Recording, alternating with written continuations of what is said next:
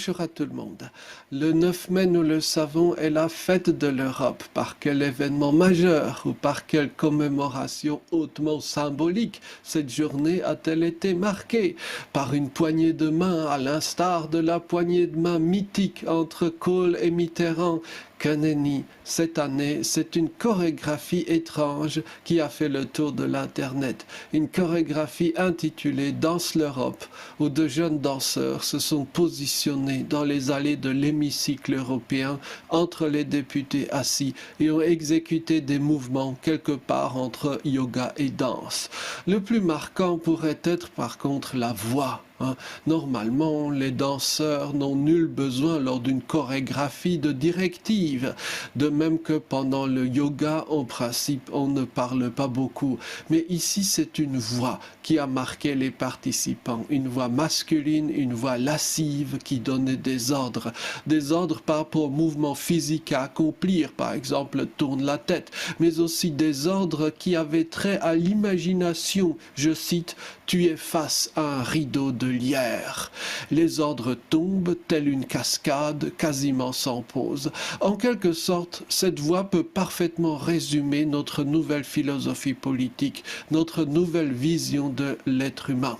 Pour atteindre le bonheur, il faut à tout moment suivre une voix supérieure, dont on ne sait ni d'où elle vient, ni qui la fait résonner. Il faut se laisser porter, suivre les injonctions, car c'est la voix de l'Europe, la voix de la liberté, de la démocratie, des valeurs. Une voix qui régit les moindres détails de la vie, où il faut regarder quelle main il faut lever et puis où il faut bien sûr tourner la tête. Naturellement, cette voix tutoie. Qui est-on objectivement par rapport à la transcendance, par rapport à la fameuse verticalité du pouvoir, sinon un enfant ignorant? C'est à cette aune que l'on mesure l'abîme avec les traditions parlementaires au hasard britannique qui mettent un accent particulièrement marqué sur la dignité individuelle de chaque élu, d'où par exemple l'appellation mon honorable collègue, la parole à la troisième personne, etc.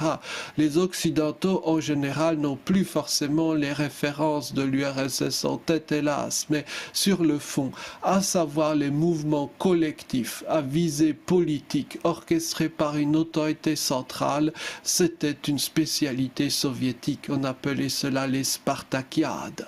Et il faut bien le reconnaître, l'Union européenne s'est encore montrée très inférieure à l'URSS dans l'art des mouvements de foule contrôlés. Il y a encore du chemin à faire avant d'atteindre la maîtrise. Mais n'importe, la chorégraphie Danse l'Europe incarne parfaitement la nouvelle philosophie des instances européennes.